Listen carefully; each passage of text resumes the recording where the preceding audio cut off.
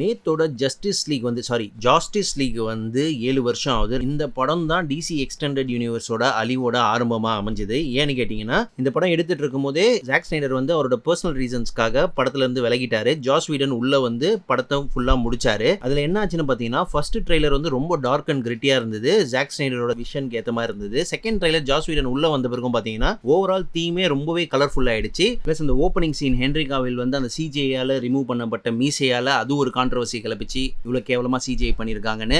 அதே மாதிரி எர்சா மில்லர் கேல் கெடாட் சீனுக்கு வந்து ஒரு கான்ட்ரவர்சி ஆச்சு. பாக்ஸ் ஆஃபீஸ் படியும் பார்த்தா $300 மில்லியன் செலவு பண்ணி எடுத்தாங்க. அது அப்படியே டபுள் மடங்கு தான் பாக்ஸ் ஆஃபீஸ் வந்தது. ஒரு 660 மில்லியன் வந்தது. அவெஞ்சர்ஸோட ஃபேமஸான ஒரு சூப்பர் ஹீரோ டீம், அதுவும் வேர்ல்டுலயே நம்பர் 1 நம்பர் 2 சூப்பர் ஹீரோ இருக்கிற டீமும் இதுதான். அது 1 பில்லியன் அடிக்கலன்னா எவ்வளவு பெரிய அவமானம் பார்த்துக்கோங்க WB-க்கு. இந்த படத்தால தான் ரிலீஸ் தி ஸ்னைடர் கட்ன்ற புரட்சியும் ஆரம்பிச்சது. அதுல வெற்றியும் கிடைச்சது. ஃபேன்ஸ் நினைச்சா எது வேணா நடக்கும்னு ப்ரூவ் ஆச்சு. இந்த மாதிரி டெய்லி வீடியோஸ்க்கு ஃபாலோ பண்ணுங்க, சப்ஸ்கிரைப் பண்ணுங்க.